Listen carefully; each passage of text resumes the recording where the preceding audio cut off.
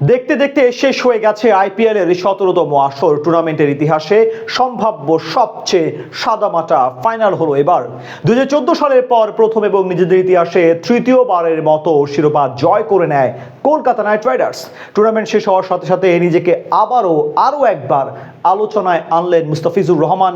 এক অনন্য কীর্তি রয়েছে তার, যেই নজির নেই কোনো অভারতীয় খেলোয়াড়ের। তবে কি সেই কীর্তি, সেটাই জানবো এ প্রতিবেদনে। আইপিএলের শুরু থেকে শেষ পর্যন্ত যেভাবে পুরো টুর্নামেন্টে উত্তেজনা ছড়িয়েছে, সেই তুলনায় ফাইনালটা ছিল একেবারেই ভিন্ন রকমের। সামান্য লড়াইও হয়নি, এমনকি ফাইনালের ইতিহাসে সবচেয়ে দ্রুত সময়ের মধ্যেই শেষ হয়ে গেছে ম্যাচ। সানরাইজার্স হায়দ্রাবাদ যে এতটা অসহায় আত্মসমর্পণ করবে সেটা কেউই প্রত্যাশা করেনি। তবে কেউ প্রত্যাশা করুক কিংবা না করুক, শেষ পর্যন্ত সেটাই হয়েছে। টস জিতে আগে ব্যাটিং করতে নেমেছিল তারা। কলকাতা নাইট রাইডার্সের দলীয় দুর্দান্ত বোলিংয়ের কল্যাণে মাত্র 113 রানে গুটিয়ে যায় হায়দ্রাবাদ।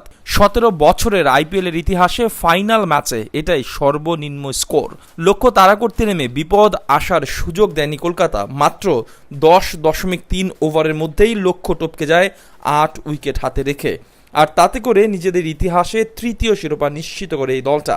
টুর্নামেন্ট শেষে শুরু হয় পুরস্কার বিতরণী। ব্যক্তিগত আর দলীয় পর্যায়ে তুলে দেওয়া হয় বেশ কিছু পুরস্কার বিতরণ শেষ হলে আরও একবার আলোচনায় আসেন মুস্তাফিজুর রহমান।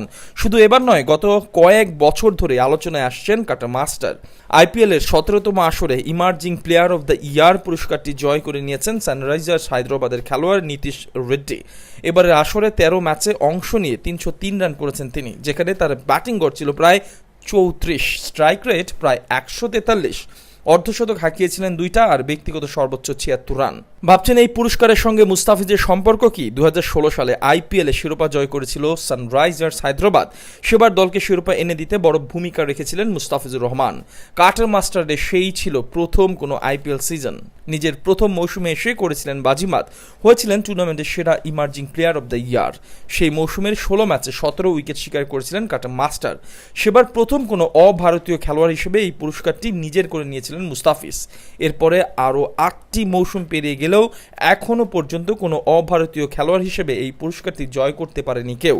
আর তাতে করে টুর্নামেন্টের ইতিহাসে একমাত্র অভারতীয় হিসেবে এই পুরস্কারটি জেতার কীর্তি শুধুই মুস্তাফিজের।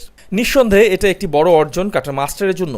এত বড় বড় বিদেশি খেলোয়াড়রা খেলছেন আইপিএলে, এসেছেন অসংখ্য উদীয়মান অভারতীয় খেলোয়াড়, কিন্তু তা সত্ত্বেও কেউ ছুঁয়ে দেখতে পায়নি এই পুরস্কার।